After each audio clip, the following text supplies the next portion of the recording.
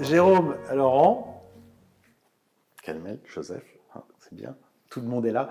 Juste avant de commencer une petite dégustation, je vais demander un speed testing parce que qu'on voit là, il y a plein de cuvées, vous êtes une espèce de laboratoire, j'ai l'impression à chaque fois que je vous croise, il faut que tu goûtes ça, il faut que tu goûtes ça, on a trouvé ça, on travaille. Je voudrais juste que vous me donniez un petit résumé de c'est quoi l'esprit de votre maison?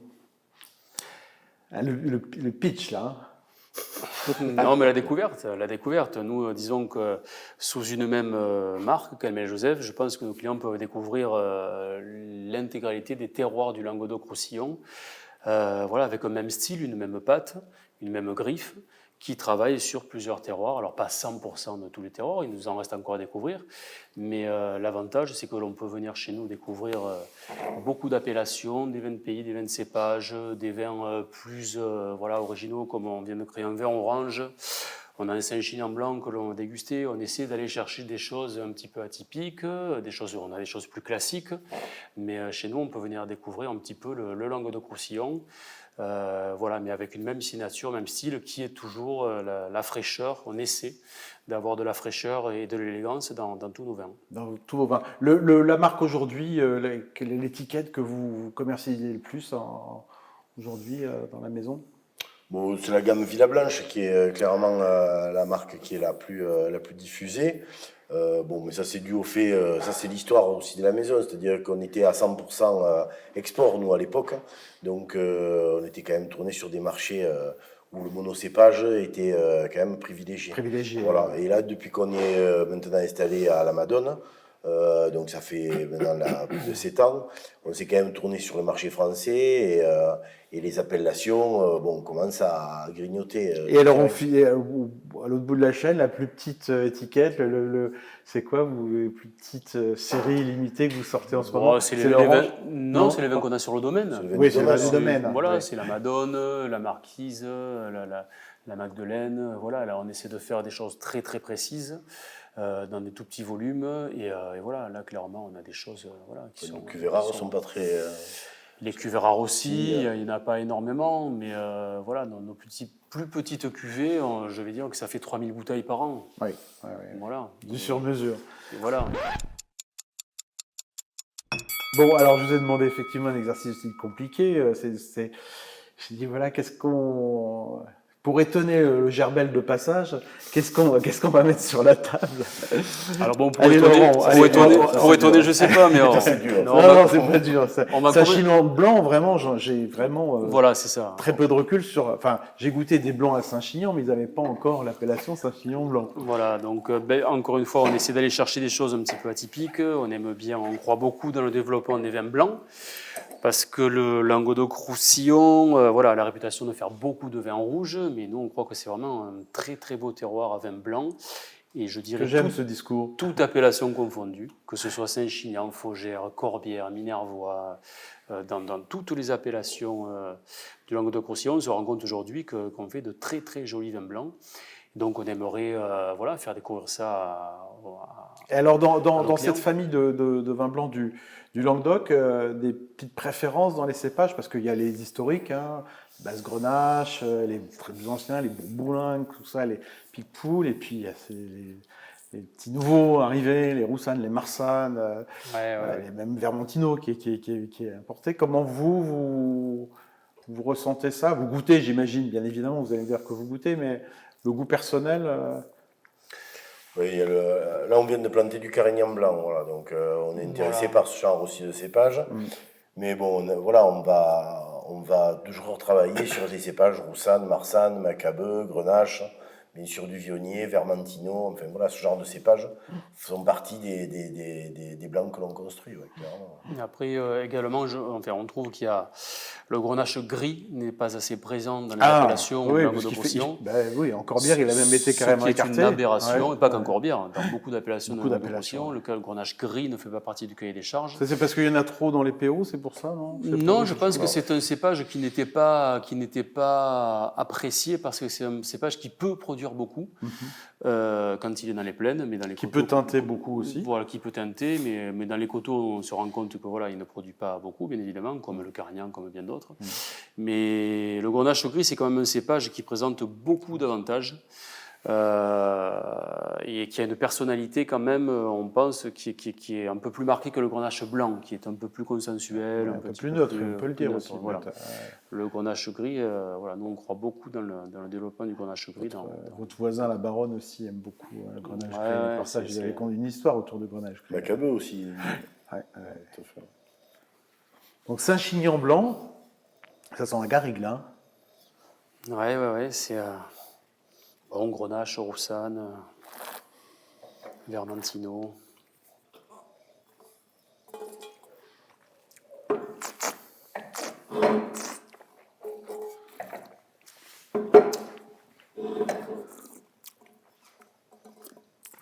C'est Saint-Chinian plutôt schiste ou C'est pas plutôt schiste, non, calcaire? c'est argilo-calcaire. Argilo-calcaire. C'est sur un plateau qui doit être à 150 mètres, 200 mètres d'altitude. C'est argilo-calcaire. Qui est un territoire plutôt pour les blancs. Plutôt, voilà, qui amène un peu plus de profondeur et voilà, un peu plus de fraîcheur dans les blancs. Sur les schistes, on a voilà, c'est un peu plus mou, entre guillemets, mais bon, les pH sont plus bas, sont plus sur les argilo-calcaires. C'est tonique, hein. On a de belles tensions. Ouais. On a de très belles tensions. Mais on a déjà un peu les cystes, on a quand même ces odeurs un petit peu d'altitude, de montagne et d'altitude. Hein. Mais il y a une telle variété en fait en profil organoleptique sur les blancs, je trouve.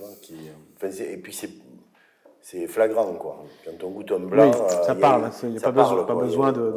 C'est ça. Une différence moins marquée, je trouve, sur les rouges en général.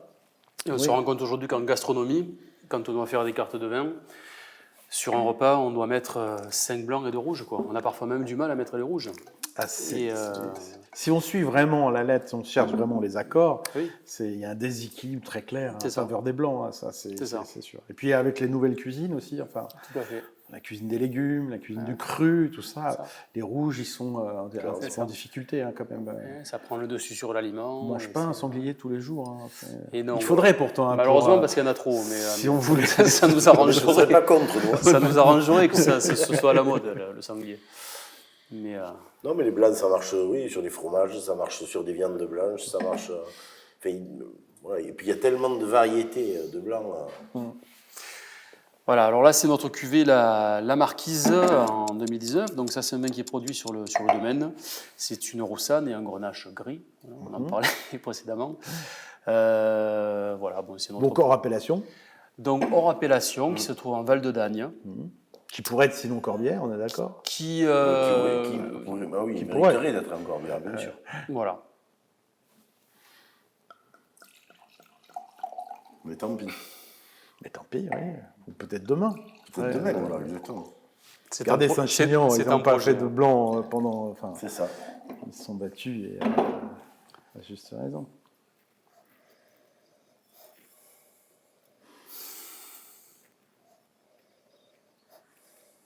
On faisait un peu plus... on était beaucoup plus méditerranéen dans le Saint-Chinian. Là, on avait vraiment un côté plus océanique.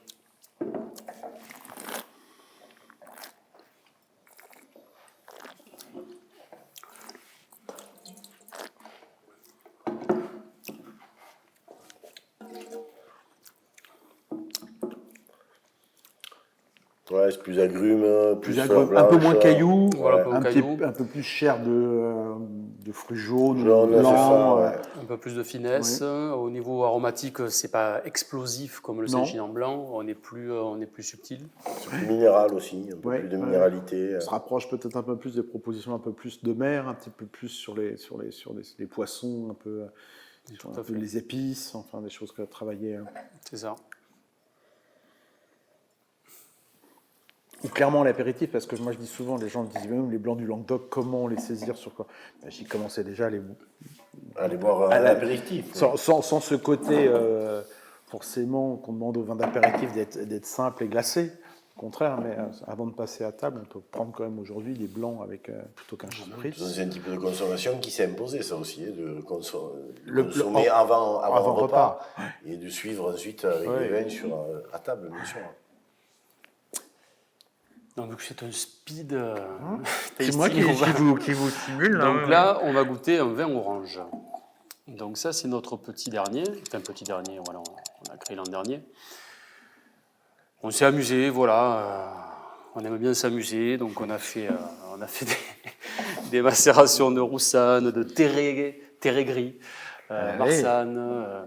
Voilà, et on s'est pris au jeu. Il n'y a pas un cépage aromatique Non. Pas du tout. Non, roussanne, marsanne, terré Donc gris. c'est vraiment dans la macération qu'on va chercher ces petits arômes. Oui, alors bon, on ne va pas trop s'étendre sur la technique, mais la roussanne et la marsanne, on macérait juste le temps de la fermentation alcoolique, ensuite voilà, des cuvées mis à part. Et le terré gris, par contre, lui a passé 2 mois en macération, et on a attendu vraiment que les raisins tombent au fond de la cuve, que ça se délite complètement.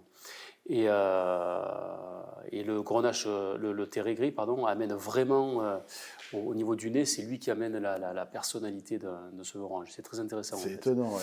Ouais. Et donc on a renouvelé l'expérience cette année. C'est délicieux au nez, c'est gourmand. Enfin, c'est un côté qui n'est pas le côté extrait un peu racinaire qu'on peut avoir dans des blancs de macération, on va dire école géorgienne. Hein. Là, on est plus entre la pelliculaire d'une époque où on allait chercher on laissait ces raisins un peu macérés dans les pressoirs plus longtemps pour aller chercher les précurseurs d'arômes. On a ça, mais au niveau des arômes, c'est incroyable. On est quoi? Il y a de l'orange, il y a un côté. Il y a de la pâte de coin. Pâte de coin, voilà, pâte de coin. Fond, déjà, la robe, c'est vraiment coin. En ce moment, on peut en faire. On est en plein dans l'époque. Mais après, c'est ce que je vous disais tout à l'heure. On propose des vins qui nous ressemblent. On a toujours le même style, la même signature. Donc, même dans le vin orange, ça reste un vin orange entre guillemets sérieux. Voilà, on essaie de faire des choses quand même qui tiennent la route. Sous-entendu que les autres, c'est des. Pas du tout. C'est des rigolos. C'est pas ce que j'ai sous-entendu. Non, loin de moi cette. Non, mais je comprends.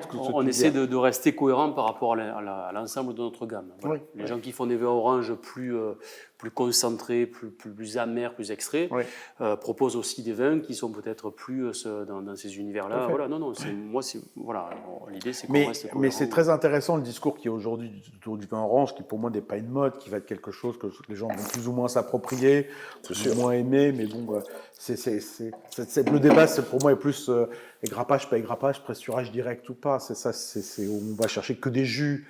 Et on va travailler que les jus, puis après, dès qu'on pense que la macération a un intérêt, on est forcément attiré un peu par ça. Et puis, c'est ce que tu évoques, les amers. Ils sont une famille de blancs qui tiennent plus sur l'acidité. On n'a pas grand-chose à faire du calcul de regarder l'acidité. Puis là, c'est par contre cette qualité d'amer qu'on va aller chercher pour tenir en bouche et à table. C'était perdu, un petit peu, au détriment de beaucoup de. Enfin, moi, je trouve que c'est très intéressant, les amers. Ça permet. C'est une vraie histoire méditerranéenne. Il y a des amers dans la culture du Nord, mais je veux dire, dans la Méditerranée, justement, parce que ce soleil, ce sucre qui est à peu près partout. On se rend compte que tous les fruits, finalement, autochtones, ils sont tous amers. Tous les fruits naturels sont amers. C'est après, au fur et à mesure de coupage et autres, qu'on a fait des fruits plus sucrés. Mais les fruits naturels sont amers. Une pomme dans la garrigue, c'est amer. Une poire dans la garrigue, elle est très amère. Tous les fruits naturels sont très amers. Donc, mais le vin orange, après, nous, c'est une expérience. On a essayé l'an dernier, on ne savait pas trop où on allait.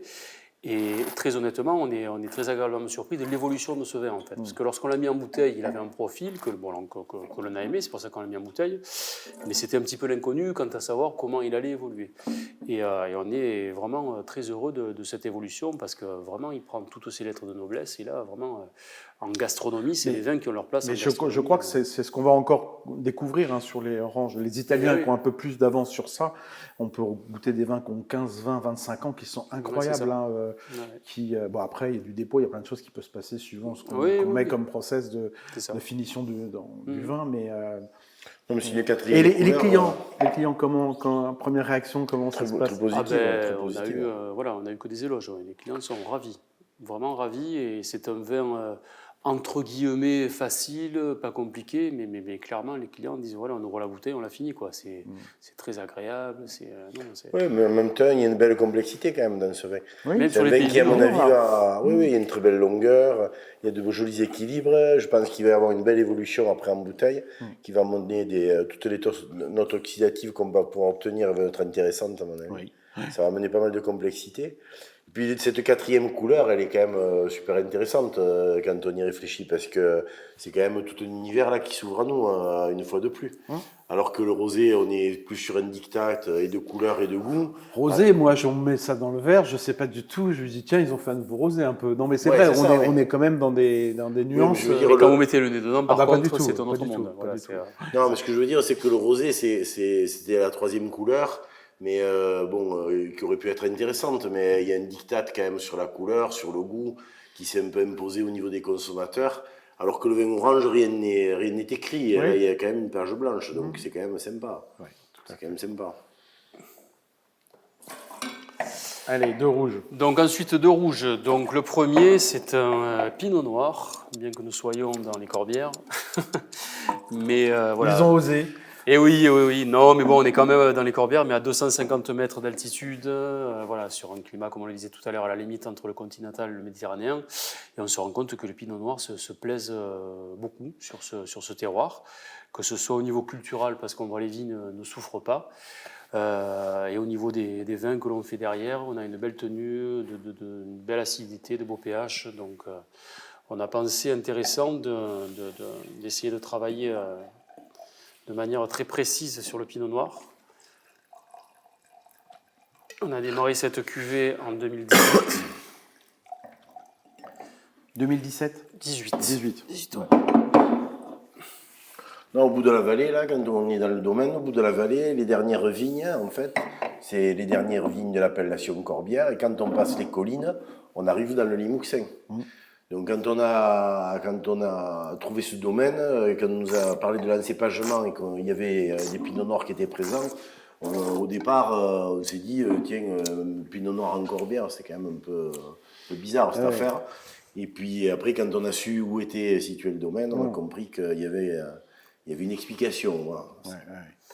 Oui, le rapport du Pinot Noir et Limoux, c'est intéressant. Après, on a eu beaucoup d'espoir. Après, voilà, il y a eu des problèmes de clones quand même aussi, il faut le dire, quand même, qui étaient plantés. Parce que Limoux voulait faire de la bulle quand même. Enfin, jouer un peu comme les champenois. Les champenois, bien sûr.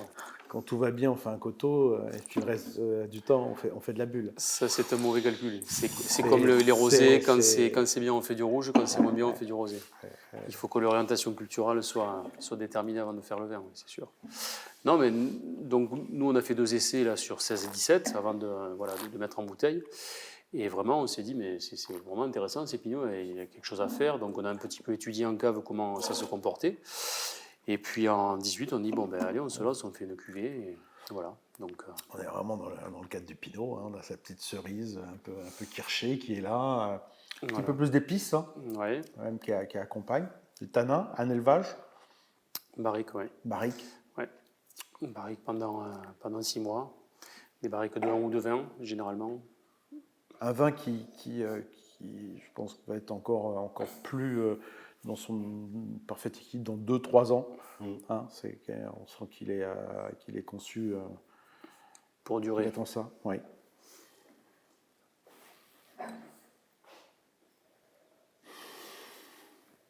C'est plus riche et plus chaud, on va faire plaisir, c'est plus gevrey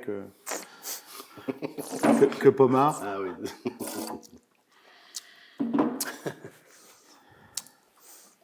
C'est beau, hein, bien.